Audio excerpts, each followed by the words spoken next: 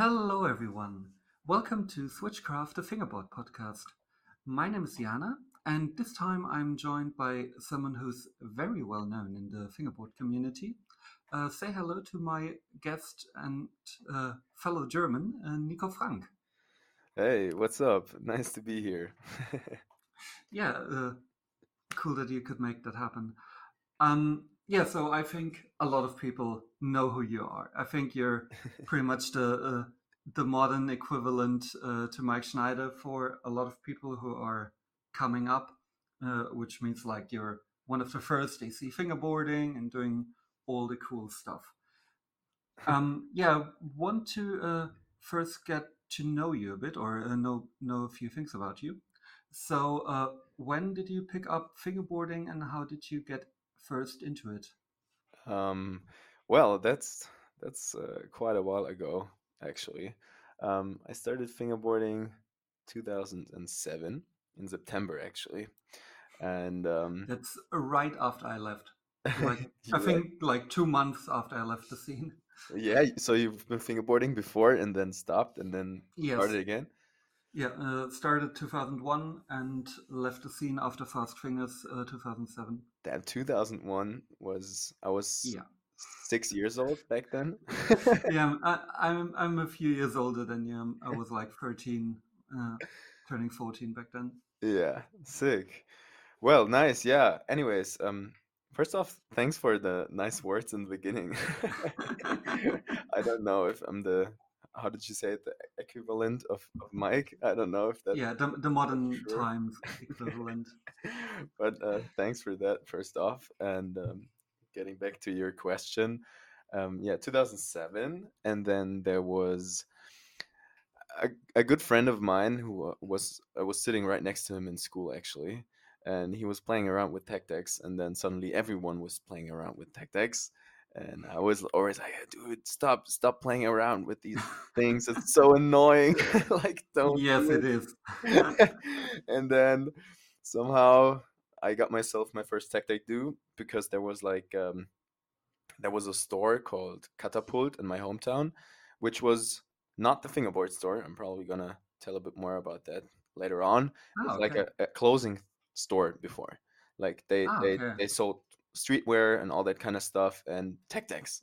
And it was the only store in my hometown that had tech decks, and everybody in my school went there and got tech decks. And suddenly, this guy, like Mike was his name too, he was selling like shitloads of tech decks, and yeah, I was one of the last guys walking into the store getting myself a tech deck, but I did, and somehow I always kind of, yeah, was striving to get certain on a certain level with the things I do. I don't know if I can Mhm. say it like that, but yeah, I was really competitive when I was young, I would say. So I was literally sitting around at home fingerboarding all the time, and that was at a time where I was riding BMX actually from like 6 years as being a 6 year old to like 13-year old. And when I was 12, I needed to stop riding BMX because my elbow stopped working at that point. Oh, And then that was the winter where I started fingerboarding actually, and then didn't really stop doing so. So yeah, that's kind of my story. Started making were videos. you already interested in skateboarding back then? No, I actually started fingerboarding first, and then half a year Oh, later, because really? half a year later, because I needed to stop riding BMX, I was like, okay, well, then let's go skateboarding. Yeah. And was it that you immediately knew that people were doing tricks on a fingerboard? Because a lot of people, when they first have a fingerboard in their hand, they just like smash on it and watch it like sail around the room. Yeah, well, I had the privilege to have a computer or a laptop at pretty early age. Like I had my first laptop when I was like 12 or something. So the Mhm. first thing I was doing when I saw all these guys playing around with fingerboards was like literally typing in youtube.com and then look up for fingerboard videos. And then I saw like the first Black River videos, like the Elias video, for example, at the, I don't know, what was it, like a G6 park, fingerboarding at night or something. This super famous video from Elias. That was one of those videos, and then Nick Herzog back in the days, and all these Yeah. guys. And Nick Herzog was the first real styler. he is the reason why I'm fingerboarding like I'm fingerboarding today. Like literally, like Yeah, 80%, I 80%. I always thought that, and Yeah. I always mix you two up because it's always like Nick, no, Nico, no, which one? But Nick's hands are like made for fingerboarding, in my opinion. It's crazy. It's like a beautiful hand. Like it looks so awesome. Yeah. Yeah, cool. And yeah, you mentioned that the catapult later on became something different. Uh, if you Yeah, want yeah. to talk about that. Yeah, exactly. So as I said, like Mike was selling a lot of fingerboards, and then he also had the first Black River Rams, and then in December 2007, he made like a workshop where I first met Martin Winkler and Nick Herzog back in the days, and Daniel Durku. These Oh three yeah, guys. that's a Yeah. name I hadn't heard in a while. Yeah, Danya was living back in Munich back then, I think. And he was hanging around with Martin and Nick and all these guys. And I saw them in Mm. person. And then Mike also bought like a G5 park, I think, and had this workshop. And all the kids from my hometown went there. And then I saw like Nick fingerboarding for the first time. I was like, holy crap, what's going on there? These guys can do like nollie flips. Holy shit. And then that was the point where I was like super hooked. And Mike, the owner of the store, was like selling a lot of these Black River Rams. And then there was literally the point where he was selling more fingerboard stuff than clothing, and that was the reason I think. I'm not quite sure to this day, but that was probably the reason why he said, "Okay, I'm gonna do another store," and then he rented like a second place, and that was the Catapult Broken Bone store, which was then second floor, all these parks and the little street line on the side, and then downstairs was like the storefront with all the ramps and gear and all that kind of stuff, and I was literally hanging around there from Wednesday to Saturday. That was the opening times of the store always with the Catapult crew, like Bene, Fabio, Dani, all these guys. And yeah, that was like 4 to 5 years of my life, like fingerboarding all day, Wednesday to Ba- Saturday, making videos. basically, basically how we do it in Berlin Yeah, today. Like yeah, just us like Berlin locals, we like when we have nothing better to do when during times where we can actually go out, we yeah, just hang out at the store. yeah. It was insane, like crazy stuff. Changed my life, like literally. It's crazy. Yeah, I can imagine. Do you know how long you've been fingerboarding at that point? When the store opened, like Yeah. 8 months or something. I think it Okay, opened in so you basically saw like a bunch of very good people at a very early stage of your absolutely. fingerboarding journey. Yeah, like Nick and Martin after 2 months after I started. I couldn't even nollie and switch ollie.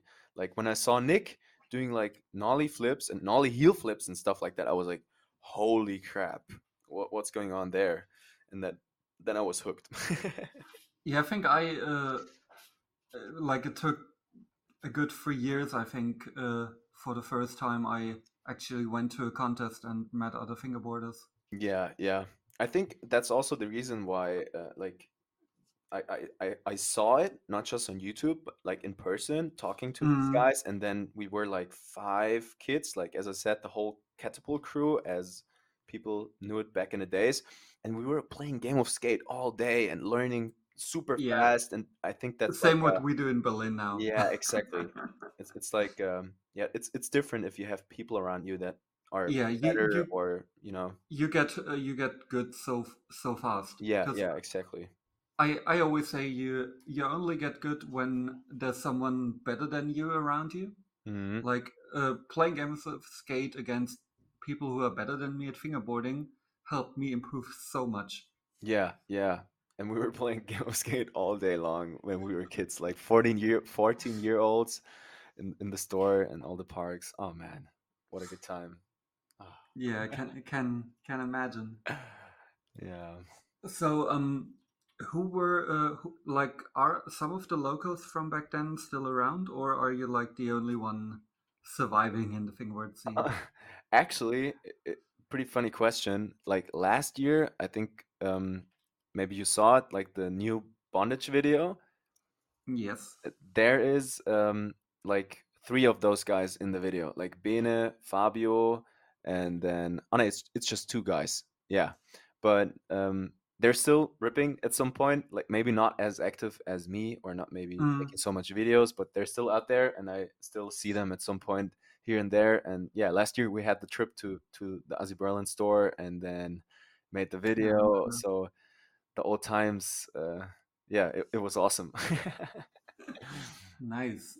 Yeah, that's really cool to hear that you're all still riding today and friends with a lot of those people. Yeah, I don't see them as much anymore. There was like a, I would say like a 4 to 5 year break in between, but they still like, they almost went to every Fast Fingers though.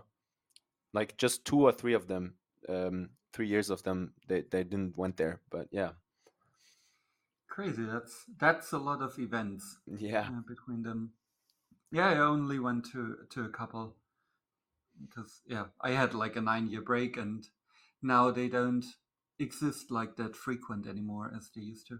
I'm pretty positive it's going to happen again after the pandemic Yes. is over. I think Yes. yeah, it's good. It looks good. Yeah. And you mentioned filming back then, like filming a lot. Mhm. Was that when you first like uh, had your first experience with filming and with filmmaking? Because it's quite a difference writing for yourself or playing games to skate against others and actually filming stuff.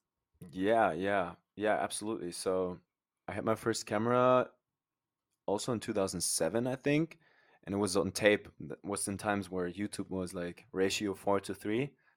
Mm. So yeah, I was capturing my first couple clips from a mini DV camera, and then editing on Magics on like a super old computer and all that kind of stuff, just because of fingerboarding. Yeah, so that's where it all started actually. So and then pretty much never stopped making videos and editing and all that kind of stuff. Yeah, and you mentioned before that Nick Herzog was a huge inspiration for your style. Absolutely. And I think like watching your stuff on Instagram today, it's pretty much synonymous with like a stylish way to ride and like a unique way to film that a lot of people try to emulate. When did you develop that sort of writing or filming, and was it like a big change for you? Like, did you had to change your style to look more appealing, or was it like that style just came natural to you? No, absolutely not natural at all. It was literally all Nick's fault. Like I was like 80% trying to be like him when I was like a 13, 14-year old. He also, I was talking to Nick about that, and he told me he always tried to be like Martin. So we're basically all like Martin Winkler, you know? So basically we're all like Martin. Yeah, no, but it was definitely a huge influence was Nick for sure.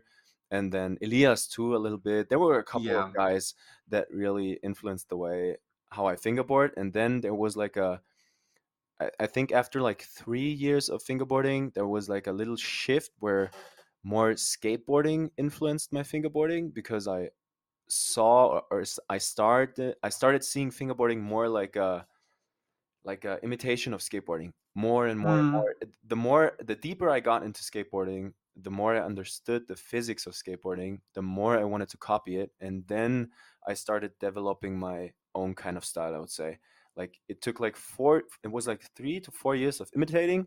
And then with getting deeper into skateboarding, I started to kind of just do it my own way. And I was still using my fingerboard like Nick pretty much, but it got like my own little extra, I would say. your own spin on it. Yeah, yeah. I think that's like kind of the way how my fingerboarding developed. And today I'm literally not caring anymore. My fingerboarding changes a little bit here and there. Suddenly, like 2 years ago, I started like cropping my thumb, and I couldn't really tell why. I just started doing it. It's like, or like stretching out my little finger.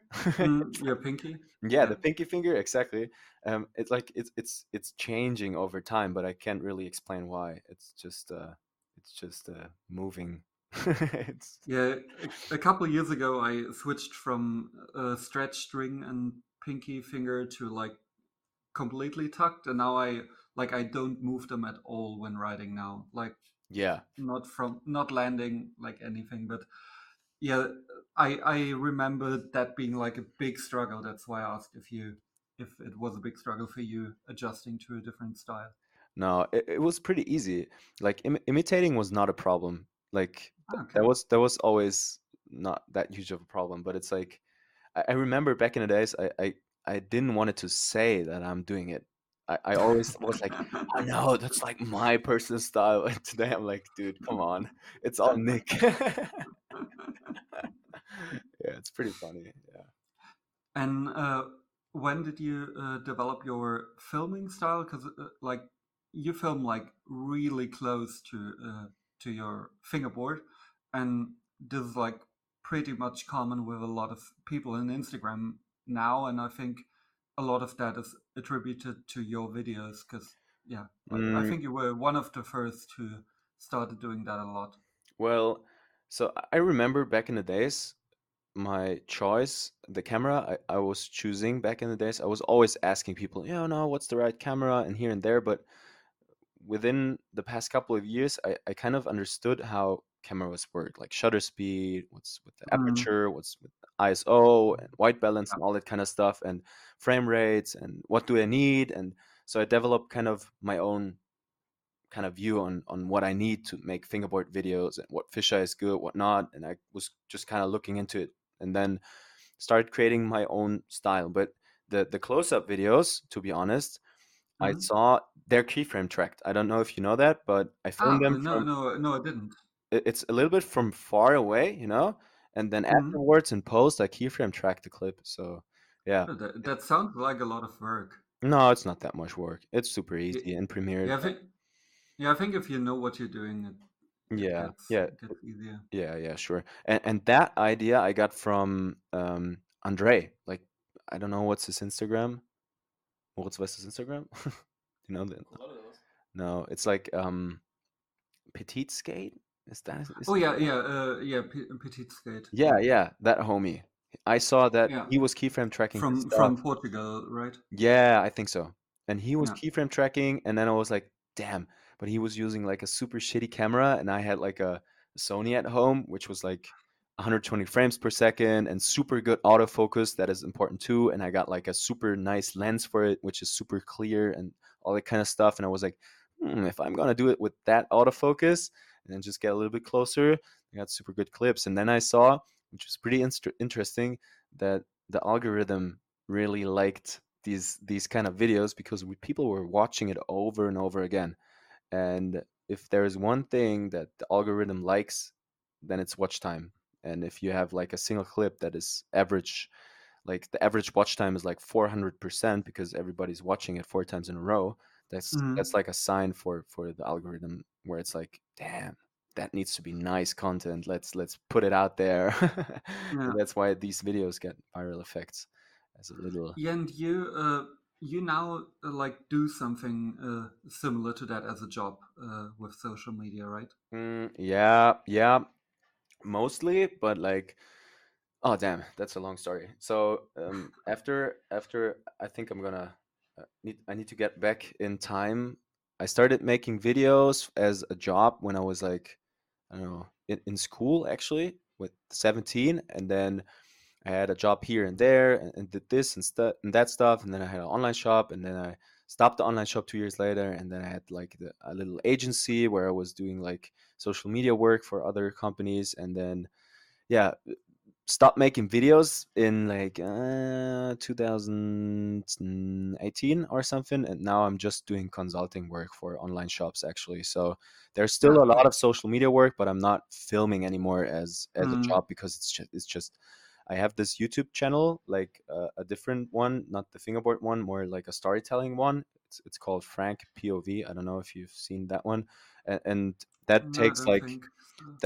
super much energy, and because of my Mm, work, I couldn't even make videos for this YouTube channel. And if I'm now filming as work too, I think yeah, that would not be that good. And it's too much of a passion for me that I yeah need or want to earn money with that. And that's kind of the the current situation, I would say, if that makes sense. yeah, I don't know, it's yeah. super I I complicated. to- I totally get that because Yeah. I see a lot of people developing skills via fingerboarding and then making that as a job and eventually losing their hobby. And that's something like I have a Yep. bunch of different hobbies as well. And one of my biggest hobbies is playing Magic the Gathering semi competitively. And I've seen so many people starting shops and like selling online, and Hmm. all of them eventually stop playing because you're around that hobby like Yeah. 24/7. Yeah. And even with people like TKY, you see them writing less and less because they basically lost their hobby. Yeah, for sure. That's like a that's something I learned too. Like as I said, if it's I always compare it to like a cook. You know, if a cook is working in a restaurant all day long, making meals and that for 8 to 9 hours, even more. Like being a cook is Mm, probably a huge pain in the ass. It's like super yep. stressy work, you know? And if this cook gets home, do you think he's gonna cook something for himself because he has fun doing so? I mean, there's probably people that are like so passionate about it that it's like all of their life. But for me personally, I needed to choose work Yeah. or passion, and I choose passion and started Yeah. earning money with different things. Yeah. Yeah, when like I work as a web developer, and when I'm done with work and need like an internet site for anything, I can't be bothered to code that myself because I do that every day for work. So I just Yeah. ma- do it as fast and easy as possible and don't really bother with it. Yeah, actually, uh, there's just one exception where I'm a little bit helping out, but not for huge amounts of money. So don't worry. But that is Black River. So like Yeah. because Martin and Denise and the whole company, I just yeah I have Black River is something where I'm like I have to.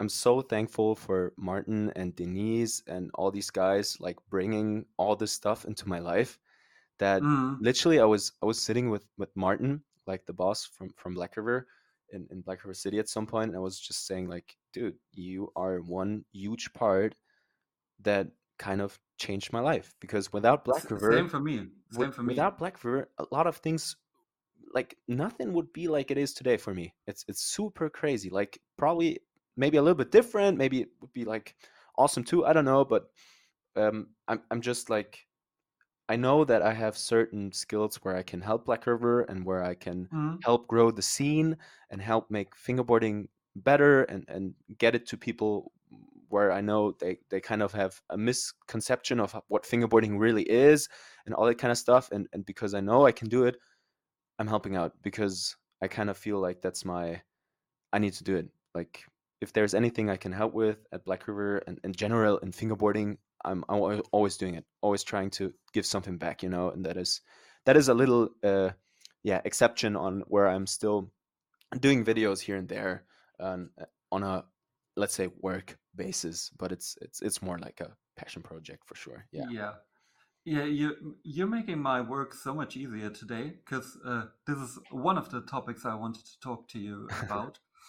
Um, yeah, I think a lot of people listening saw the, let's call them commercials you did for Black River, where you basically explain fingerboarding and show a few basics and a few more advanced things.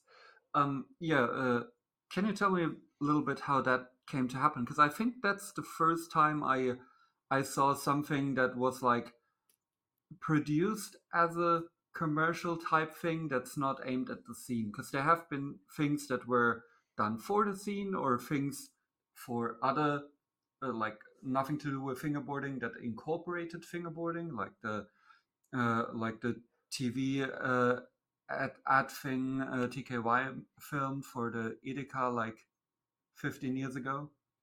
But I never seen like a an advertisement for fingerboarding for non-fingerboarders. Yeah, yeah. That's a pretty interesting fact, and it's nice that you kind of saw that it's for fingerboarders and for non-fingerboarders too. And I think, yeah, I saw that potential, and I went to Black River City, and then yeah, we made a couple tutorials for beginners. We made a couple videos, and then in that process, I was actually like, all right, now we're here at the moment, so we could basically maybe also do this and that and this and that, and then we made like 8 or 9 videos within one day or something. We were like in the company and like making one video after another, and Must have been a long day. yeah, it was awesome. It was great. I was filming with Martin, and Martin is a super good filmer too, and he knows how things need to look like, and he's an awesome guy. Anyways, like Yeah, a it's lot of people don't yeah, know that about Martin. Like back in the day, he was the one filming everything for every pissing fingers, and was the one with the camera at every event, taking pictures. And yeah, yeah. Martin is awesome. Martin I, Martin is like one of a kind. He's like a super passionate guy who always tries to literally like a lot of people don't know, but he's always giving his best shot on making stuff and creating mm, and having ideas and bringing them into action, and that's awesome. I love that about yeah, Martin. Imagine like he started Black River like how long does it go? 25 years or something, I and think 98 or yeah, 99. it's So yeah, like crazy. 23 years ago. Yeah. Yeah, and now having like this pretty awesome company is just a huge amount of work, and what he did and all the kind of stuff. There goes so much into it behind the curtains that nobody really sees, and just Mm. gotta appreciate that at some point. Yeah, And yeah. it's a lot of work Yeah, that goes unnoticed, and a lot of things where you just need to make decisions sometimes. And yeah. yeah, Yeah, exactly, and that was the reason why, yeah, why I'm always visiting Martin at Black River City, and also Denise and all the guys over there. Shout out at this point, and then I'm trying to just support them and what they do, and mm, yeah, since I'm like a lot in marketing, like I'm as I said, I'm just doing online shops, and Black River is an online shop too. yeah, I always said like the past couple years, I don't want to mix like friendship with my work, but I started like just helping out a little bit, and then getting the right people into this, and how to structure all this kind of stuff, and what kind of messages do we want to spread, and how do we get people into fingerboarding. And then yeah, we made this one video where I was like, fingerboarding is not a toy, and screw those plastic things and all that kind of stuff. That was actually like 100% improvised. It was like I was like, okay, what's like the number one thing you always hear people say about fingerboarding from people like that don't get it. And then I was like writing down just like 10 facts or something, and I was like, okay, let's film this, that, and this and that, and then we have like a 1 minute video where we just bust all these myth about fingerboarding. Like yeah, get people in there, and it worked super good. Like yeah, it's just awesome. We can literally see how this affects the scene, since there's a lot of things happening in the background, and we can literally mm, see how fingerboarding is growing because of content like this, like showing people that fingerboards are not just plastic, that it's not yeah, just throwing around like a tiny skateboard. It's way more than that, and also like this community thing. It's like, I mean, we are all fingerboarding, like not just because of fingerboarding. We're fingerboarding because there's like so many awesome people in the scene. Like it's yeah, crazy. Like all these events and the community and the culture and skateboarding. I mean, skateboarding and fingerboarding, in my opinion, is kind of the same.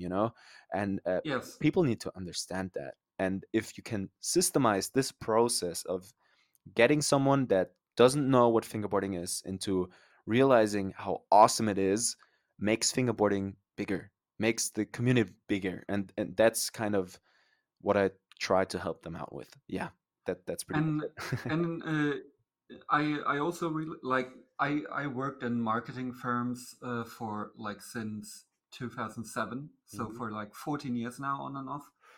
So I also know a bit about marketing, and the thing that really stuck out to me was that it was pretty much the perfect time to do something like that. Because, like we all know, a lot of people picked up fingerboarding during the pandemic because Yeah, it's a hobby you can do at home on your desk. And even like if you have anything to do with boards, you eventually stumble upon fingerboarding. And I thought it was the perfect time to do something that's a bit more broader and a bit less focused on the scene itself. exactly. And that's kind of, I don't know, what's the English word for Verantwortung? Responsibility. Exactly. I thought it's like my responsibility to exactly that. Since I knew I can kind of do it, so I just did. And with Black River in combination, that's just Yeah, awesome. You know, that's yeah. yeah. I see it pretty much as the extension of what they did back when I was first around, when they started getting Black River parks into a lot of skate shops. Like back then, that helped a lot raising or bringing people into fingerboarding.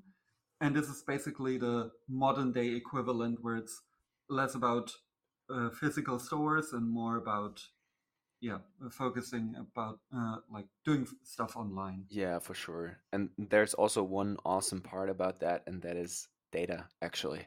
I Mm, can just see like the exact math behind growing the scene, and yeah, that is pretty crazy. If you have a little bit of understanding how the math works in online marketing, and then that in combination with a little bit of creativity and understanding your audience, that is like a huge shift in every online shop, actually. Like all of my clients, everything I do with them before I start doing any sort of campaigns or any sort of ads is just understanding what the people really want and what words they use and what problems and what kind of, yeah, things they're like doing in their day by day, you know. And if yeah, you understand that, that is like a huge thing, actually. And it was always just like a core scene thing. Like Black River was just like core scene, yes, comparing it to tech deck, for example.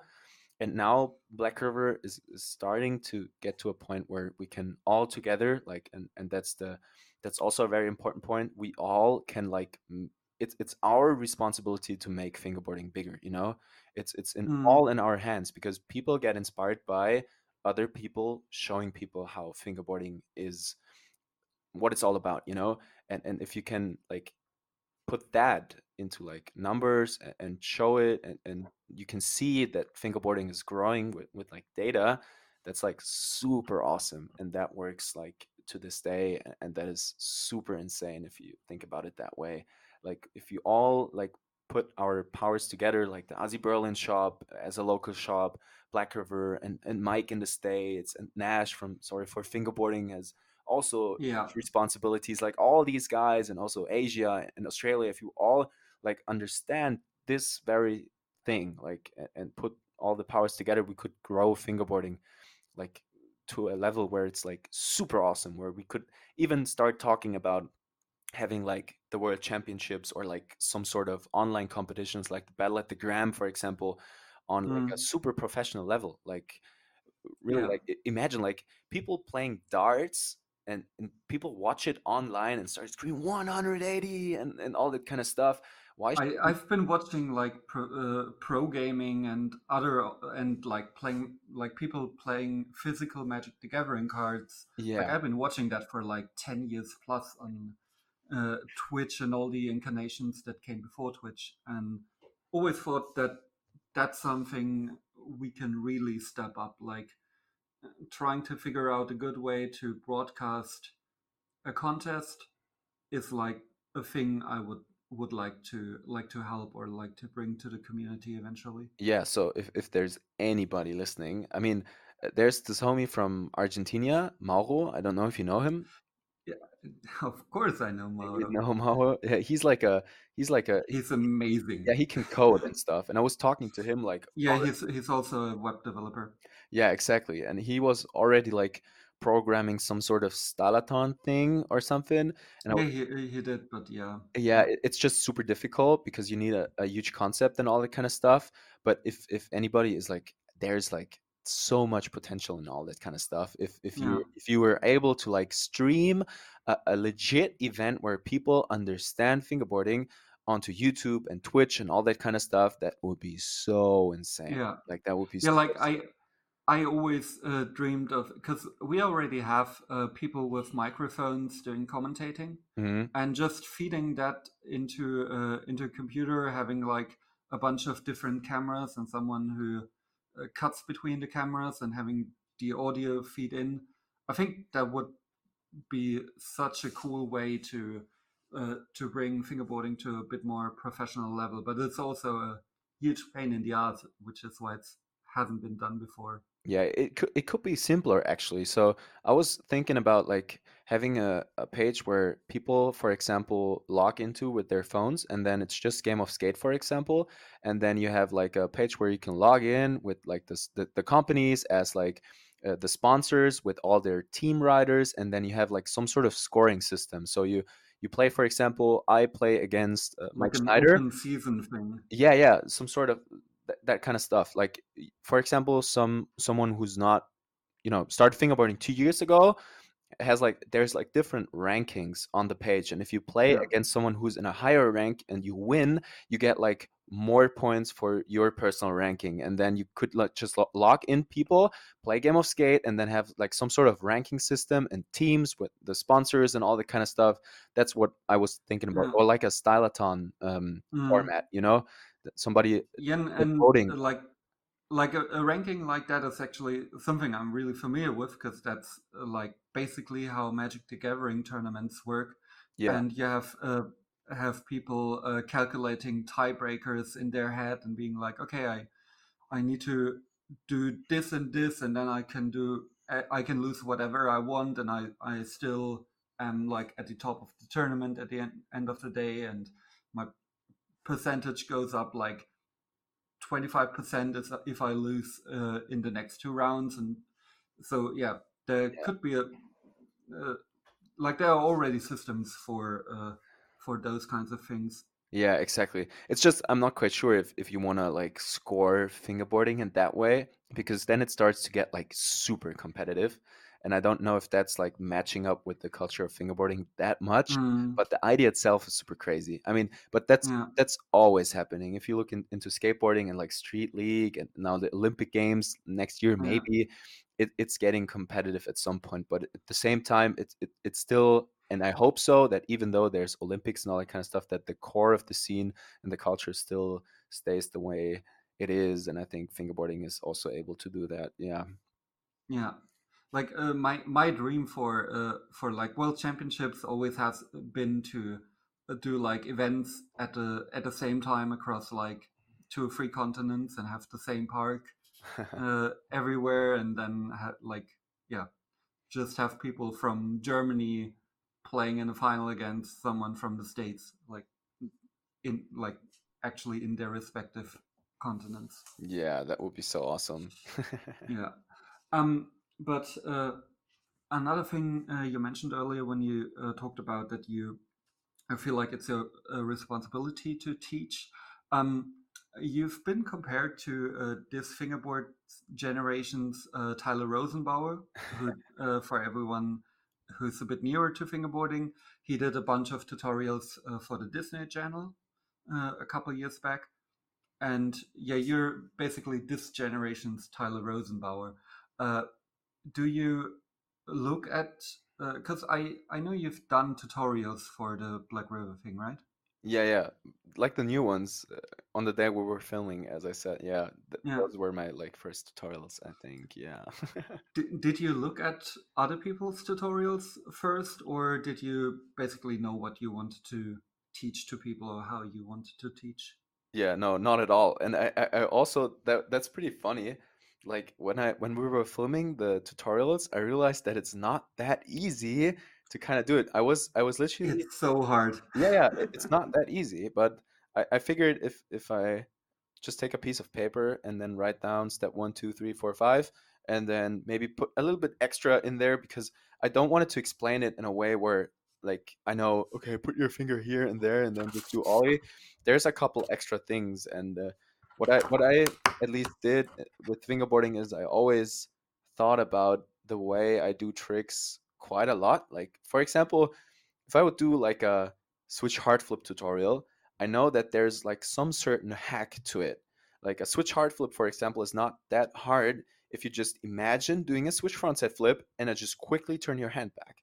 And Yes. those informations, yeah, that's like what I missed in a lot of tutorials back in the days because I was still trying to figure out the trick like on my own at the end. I saw how it Mm, works. I saw it works, and I was like practicing. But there's like a little tiny hint on every trick, and that was like the little extra something I wanted to put in there. Yeah, and yeah, it was kind of improvised. Yeah, I just wrote down a couple of things, and then we just went for it. yeah, I watch a lot of tutorials for juggling since I got back into juggling a while ago. Mm, And there's one YouTuber, like she's really good at always making sure to put in things that can go wrong. Because a lot of times yeah, when I'm learning something, it's like something is going wrong. I know it's going wrong, but I don't know why. And yeah. A how to not fuck it up list. Yeah, that's yes, awesome. Yeah, that's always really helpful if you're like, if this happens, then place your finger in a different position yeah, or something like awesome. that. Yeah, that's actually what I do with my online shop clients too. Like they always get like a list of failures I saw in the past. I'm always like, Mm, "You look at this, like for design, for example. Not everybody is able to have like this perspective on how things need to look like. And I'm always like, mm. here's a 20-step list on how to not fuck it up. It's like a super awesome way on how to teach stuff to people. Yeah. Yeah, I actually need to do pretty much exactly that for work at the moment to as a guide for our designers to yeah Sick. Nice. avoid classical errors in web design. Yeah. Um, Yeah, I would now transition to a different part of the interview that I do with all of my guests. Yeah. Um, I have a few rapid fire questions prepared, and I want to go through them with you on a like normal pace. I always say I try to go through them quickly, and then I'm the one ending up rambling all the time. So yeah. I'm also not the best on like short answers. I was trying to I get so many thoughts and then I always try to like explain them all at once. Yeah, no worries. We take it as much time as we Yeah, want to. okay. So, what's your favorite wheel? Ooh, that's a good question, but I'm still like using plastic wheels all the time. It doesn't really care if it's flat face or Winklers, but yeah, Hmm? I also have like oak wheels on my cruiser setup. I have like a bow setup. That's quite the spectrum. Yeah, Like, yeah, exactly. Like, but if I'm like using my regular fingerboard, I need plastic wheels, like the flat face G4s or like the classic Winklers. Yeah. yeah. At the moment, I have G4s. I think from when I was at Mike's place the last time. I still got them like 2 years or something already. Yeah, Yeah. they're good. And what's your favorite deck and shape? Oh, I'm still using like my Preet, and it's 32 millimeter, and it's the who I don't know the shape. I'm always telling Peter, like the owner of Preet, I need like the same shape again because I'm like always I'm like never crash a running system, and so that's the reason why I always use my fingerboard for like 1.5 to 2 years all the time because in the end for me at least I don't need to set up new fingerboards all the time. I'm fine with having one good setup that just works and I can fingerboard. And muscle memory, in my opinion, is a huge thing in fingerboarding. If you change Yeah. your setup all the time, it changes the way on how you fingerboard, and Mm, you need to like it or not. But yeah. I'm more like I needed the one way, and so I've been always using this one shape pretty much since. Yeah, you're pretty much famous for riding a deck when would consider it being dead. Yeah, yeah, yeah. I'm Because I mean, I always have one main setup, but I do try things all the time. But Mm. it's a bit of both worlds because I usually I've been writing the same shape for like 1.5 years now, and before I wrote the same shape 2 years. Like I always go back to the same stuff, but I like trying out things. Yeah, Yeah. yeah. I mean that's awesome. I like trying out new things. When I remember like back in the days when I started fingerboarding, I remember where I was like, dude, this shape is so sick. I can fingerboard so much better with that, and it looks so much cooler and all stuff. But today I'm Mm. like, I don't care anymore. It's just fingerboarding. Yeah, was a bit surprising a couple of years ago when you ran over your fingerboard with your car that you Oh didn't damn, yeah. continue riding it after that. Yeah, yeah. No, I was not riding it afterwards. It cracked. It literally cracked. Yeah. Like, but the crazy part about it is like a car ran over it and the fingerboard itself cracked, like the preet cracked, but like the trucks didn't crack. Like a car ran over my Blackbird trucks and the trucks didn't crack. They bended like a little bit, but they didn't crack. Hmm. And that's pretty That's crazy. crazy. Yeah. Um, what's your favorite trick in flat? I'd say tray flip, switch flip. Yeah, I think I would go with the switch flip. Yeah. Yeah, that's also a go-to for me. Yeah. And what's your favorite trick on an obstacle? That's a good question.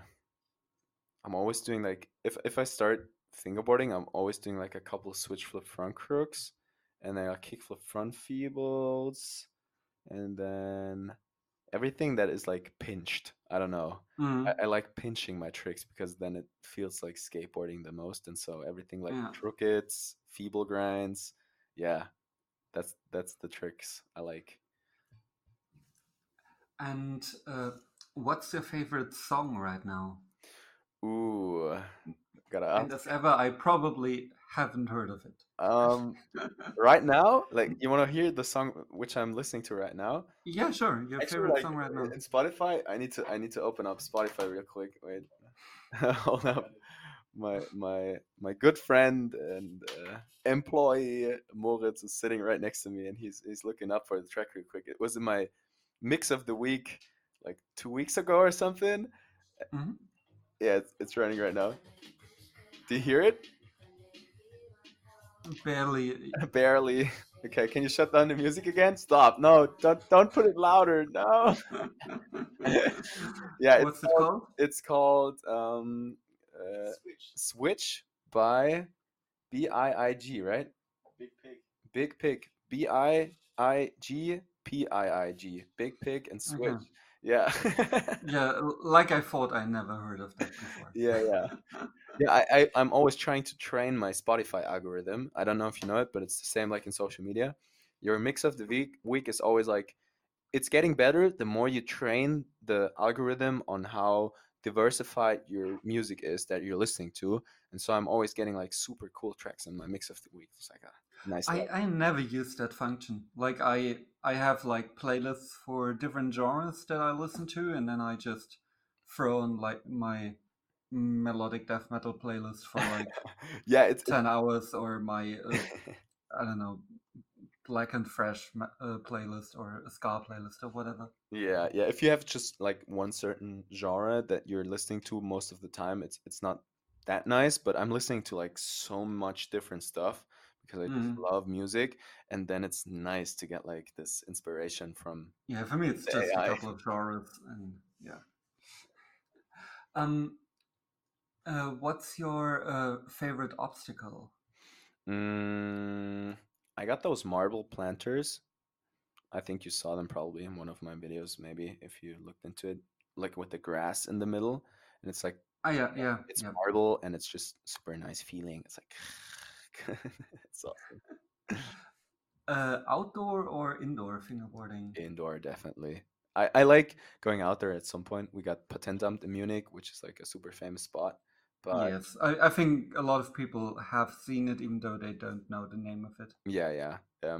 But definitely indoor. I'm like I need perfect surface and all that kind of stuff. So yeah, tricks work how I want them to It work. brings me to the next question. What's your favorite surface? Concrete, wood, or granite? mm, Or marble? Depends on what kind of concrete, but if it's good concrete, then concrete, and then wood afterwards, I would say. But yeah, I would say concrete. Nollie, switch, regular, or fakie? Switch. Do you have any hobbies outside of fingerboarding? Ooh, quite a lot actually. Um, so one thing, I mean, yeah, making videos for sure. That's like one thing, and then skateboarding, and then after like the pandemic started, I was getting into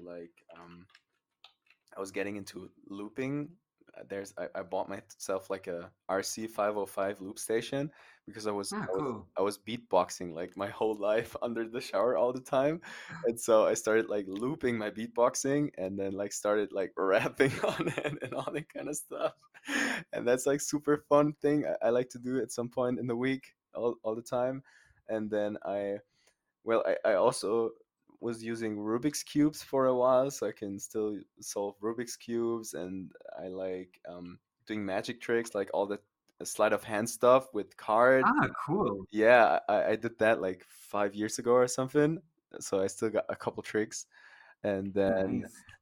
another thing I really love, which we restarted last year. I was always jumping down stuff when I was like a kid, from like bridges into water and like splash diving, you know. And I Hmm? stopped doing that when I was like, yeah, for like 6 or 7 years. And last year, my buddy Moritz and me, we started jumping down stuff again. Like we were looking for bridges all the time, and like went to the Freibad, like a where you could jump down like the 10-meter plateau and Yeah. then do backflips and mech Yeah, tricks, all the used to love that as a kid. yeah, it's so awesome, and we really got into it. We even like we're running into a store and get ourselves like these diving suits, so it doesn't hurt that much if you fuck it up. I fucked it up once from like a 7.5 meter, and I threw up after it, and like my whole body hurt for like 3 hours after that. Yeah, there's like a Moritz also tried like double front flip last year. He's laughing, and he did like one and then three quarters of a front flip, and then like split, like he opened up, and he was literally double front flip straight to the back from like 5 meters. Ah, There's such a funny video. It's yeah, like, I think I fucked up a front flip from a 7.5 meter and yeah. over rotated, and my stomach hit like not like totally flat, but at a slight angle. Yeah, yeah, I love it. But it's great feeling. And sometimes it needs to hurt at some point to get to a certain level, so that's okay. Yeah. um, and now one of my favorite questions. What's your favorite fingerboard video, or a Ooh, couple of your favorite fingerboard videos? um, I answered that question like Ollie asked me a couple weeks ago, but which was really like one major influence was definitely like Taylor Rosenbar, Bacon, Egg, and Steez. At that one with the there's like a there's like a track in the background. I think it's from in Cubos or something. I'm not quite sure, but that one was something I'm remembering. And then everything with Nick, and then the Elise video I was talking about before, and then there's no favorite video really. It's crazy. I can't really tell. Also, there's so many options all the time, but yeah, those Hmm. three and all the Herrick stuff back in the days, like at Harry's old basement, and Yeah, yeah, the Nick video with like Cantaloupe from us three.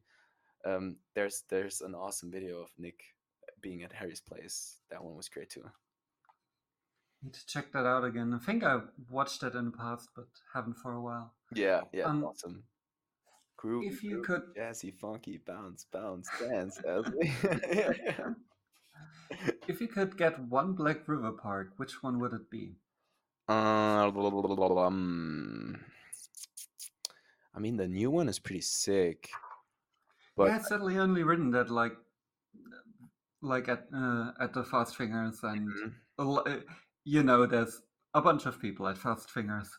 Yeah, yeah. Actually, I'm always if I maybe I'm still hoping that at some point I maybe can like plan my own Black River Park at some point. Maybe that's happening at some point. I'm not quite sure.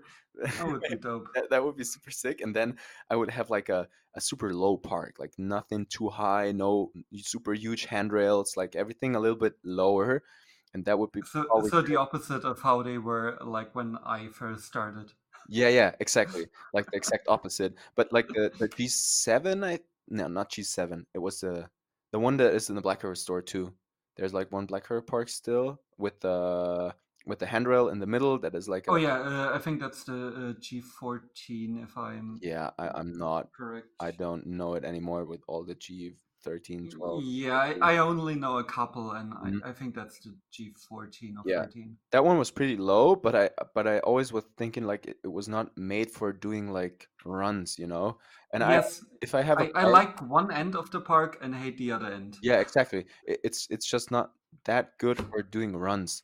And if I use a fingerboard park, I love to just cruise around and pretend I'm skating and like have or use the same physics. Like if there's like some way where I need to like make it look unrealistic, that kind of stops my flow. I don't know. Mm. And the for example, there's this G6, I think, with the quarter pipes at the end, and then the mini ramp on the one end, and then there's this lantern gap, and that park worked super good for doing runs. For example, you could just run around Uh, all the time. like one of the really old ones or Yeah, one of I the think it's a new? G6 where the London gap thing was in the middle with the Because in the middle, yeah yeah, that could be because like back in the day, the park I rode the most was the G3, yeah and that one was G3. also surprisingly good for runs. It had like the big mama in the one end, Yeah, and on the side it had a big London gap,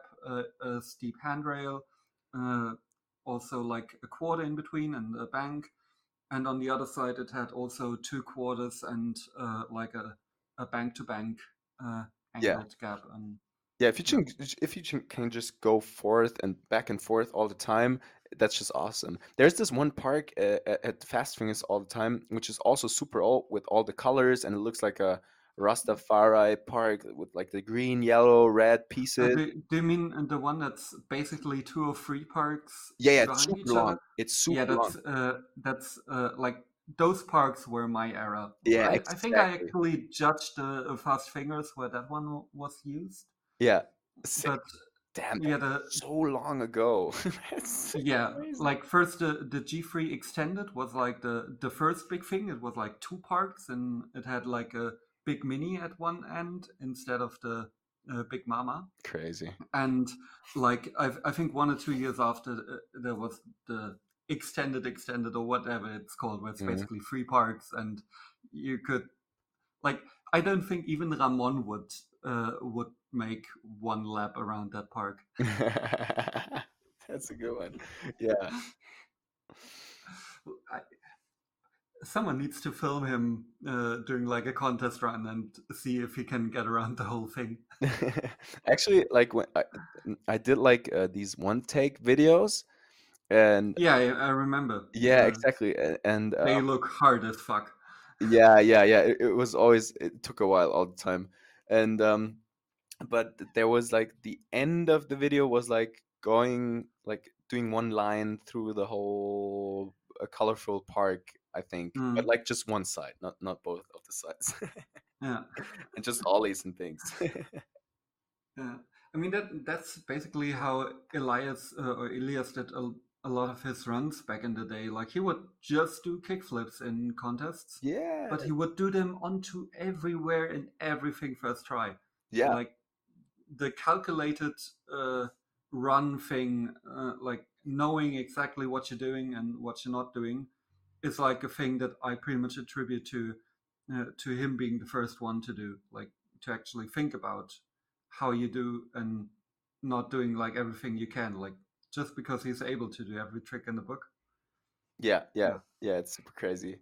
I also always, if I'm like participating at like I don't know Fast Fingers or something, I'm always thinking like, oh, I could just do like not that much of a flip tricks, but just flow around, super super nice and have fun. And I'm always thinking like that's even more nicer than flipping around all the time, flip in, flip out, and just Yeah. do simple tricks, but make them look super nice and flowy. Use the whole park.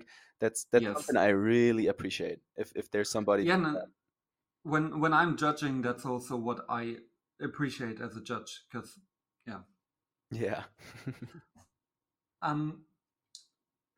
Speaking of parks, do you prefer to have a flat ground with an obstacle or a park? I mean, if there's a park, there should be a park. For sure. I mean, but I'm okay with like at home, for example, I just have like my concrete table and then just a couple obstacles, and I'm also good with that. But I'm always happy if I get to like the Aussie Berlin store or to Black River City. Yeah. I really appreciate using a park at some point because it's just yeah, it's different. You can go for just yeah, go back and forth as I said, and that's just super fun. I can really get into like I don't know how's it called flow, and then just Yeah. board all the time and not think about anything else. That's awesome. Yeah. That's the best. yeah. Um. Heel flip or kick flip? Oh, kick flips definitely. Do you have a favorite fingerboarder? Yeah, Nick for sure. And then Yeah, I also figured as much. yeah, yeah, yeah, Nick for sure. But there's also like a couple guys I like these days too. For example, Sam Aruni is awesome from the States, and then what's his name? Like Chris Petranik, like the new Hmm. the homie from Mike. Chris is insane, man. He's like I don't know. I love he's having like a pretty similar view on fingerboarding like I have, and I feel like there's not that much people where I can just see he's having the same thoughts when fingerboarding, and that's Hmm. what I like super much. And I know because he's also a super good skateboarder. He's ripping like he's super good on the big one too, and you can really see that he's like copying like the magic of skateboarding in a way that not many people do, you know. And Hmm. that's what I appreciate. And then also all the guys from like Portugal, the Oak Wheels Yeah. homies, all these no comply guys. Holy crap, it's crazy. And then there's a couple like super tech guys on Instagram that do like. I mean, I don't. I need to be like. I need to be honest on that. It's like I don't like the tech stuff, but it's just impressive. It's just Yeah. impressive to like flip in, flip out, flip all that like four or five flip tricks in one trick. It's like what the fuck, dude?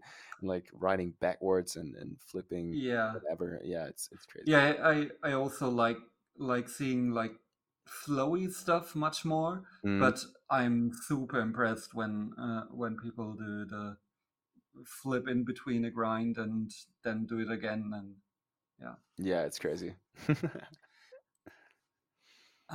What was your first event?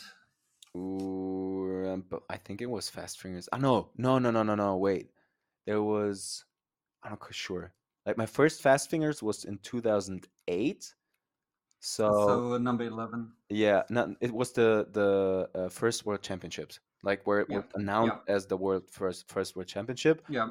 and Makes then sense because I was at the first European Championship and yeah, yeah. exactly, and then there was like a tiny event like 15 kilometers from my hometown away, but I think that was afterwards actually. So I'm pretty confident it's Fast Fingers. It was Fast Fingers, and then I didn't miss any of them actually. Like I went to every Fast Nice. Fingers since then. It's crazy. Yeah. Yeah, I skipped from Fast Fingers 10 all the way to Fast Fingers 20. Damn, 10 years. Holy Yeah, even more than 10 years, like yeah, 2007 to 2019. crazy. Yeah. Um, what's your favorite food?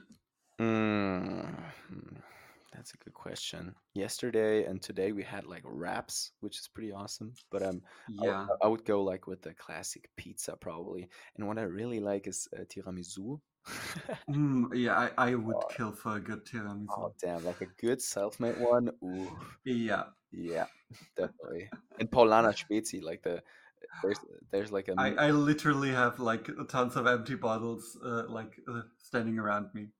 sick. Yeah, I'm trying to not drink as much of them, but like I got at least like 4 to 5 every week or something. It's like Yeah, yeah, I cut back on the sugar. Like I used to have always a case of them on my balcony, yeah, and then I was like, no, I need to cut on the sugar, and now yeah, it's crazy. it's like a only when I go somewhere and need like a drink for a car ride or something like that. Mm, Loose tide or medium trucks? medium, but I can also use loose trucks at some point if I have like the cruiser setup and like just using it for bowl riding. Like Mm, on my bowl setup, I like to have loose trucks. But like everything that has to do with like curb rail and all that kind of stuff, I need to have them like medium. Yeah, mm, medium. That's it pretty much. The regular Black River bushings, but then like if you crash them in for a while, they get more loose, and then it's perfect. mm, Like the orange ones. yeah. What was your last personal NBD? Wow, Like, that's a good it question. doesn't have to be an NBD in general, just an NBD for you. I can just Or the tell. last trick you were stoked at. Yeah, I can just tell like the first one that got into my mind now, which was pretty awesome. I was filming for uh I think it was a flat face video, not the last one, but or maybe it was the last one. I don't know. And then I did like switch pupeki grind, so switch back 180 Hmm. and then regular nose grind, and then I did like Yeah. switch front side 360 heel flip out. I was like using my Adrian Witzel strategy, and then like switch pupeki, and then like just flip out, and then switch front side 360 heel. So yeah, that was a wild one. That was probably one of the more crazy tech moves. I'm Yeah, not so, actually. sounds wild. Yeah, I'm not doing like as much crazy stuff anymore because I kind of lose interest in it. Like I don't know. I'm doing Mm. the same stuff for years. I feel like there's just at some point maybe here and there something new I learned, but yeah, I kind of feel like I did all that kind of stuff back in the day, so it's okay. Been there, done that. Yes. Um, what's your most hated trick in a game of skate? Mm, Or the one you like least doing? regular impossibles. I love them. I can do them, but like, or like even worse, like switch impossible. Ugh. I love every kind of impossible. Yeah, I'm bad at. I mean, I'm from back in the day, so impossibles were a lot back then. Yeah, that's the trick how you can beat me in a game of skate. Then Okay, I have to write that down. Um, cats or dogs? dogs. I'm definitely gonna have a dog at some point. We were talking about that like 2 hours ago or something. Who are your sponsors? uh, Preets, Black River, and yeah, I mean, it's it's Solibrix. I got I got Solibrix. Shout out to Solibrix, Robin from Cologne, and then yeah, I mean, I'm not quite sure if I can say it, but I'm super good with Mike from Flatface, and Mm, I'm supporting what he does, and I'm super good with Matt from Joycool, and I'm also supporting what he does because, yeah, and also like Oak Wheels, like I just love all of them, and I don't know, it's yeah, you just have to love Ricardo, yeah, like, it's I love and like the whole Portugal crew is yeah. fucking amazing. 32 or 34 millimeter? 32. Do you have any dream sponsors left, or do you have them all? Mm, I think I'm good. Maybe like outside of fingerboarding or something. Yeah, no. I need a Red Bull. Paulana Spezi sponsorship. Oh yeah, that would be helpful. Yeah. um, what's your favorite Instagram follow? So the account you like seeing new content of the most. Fuck advertisements. Yeah, I like the kind of humor that this page kind of communicates. I don't know. It's so funny.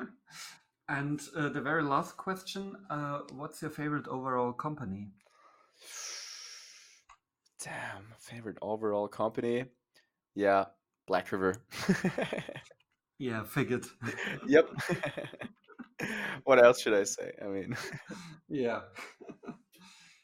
Yeah, I think this actually brings us to a close. nice. And yeah, thank you so much for doing this with me. Easy. And yeah, thank you everyone for listening. And you'll catch me in the next episode. Bye. Bye.